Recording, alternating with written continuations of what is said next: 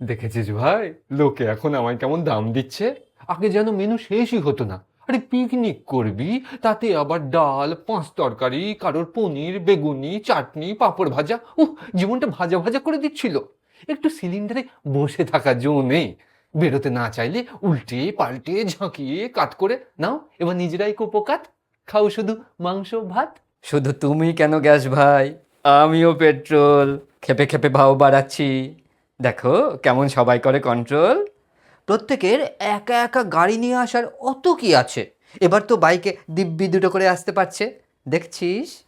তবে এখন আমাকে ঢেলে আগুন দেওয়ার আগে দুবার ভাববে, কি বলিস? আলবাত ভাববে রে পেট্রোল। খুব চিন্তায় আছে কিছু অ্যালকোহল। কিছু জনের দাম তো এখন তোর চেয়েও কম।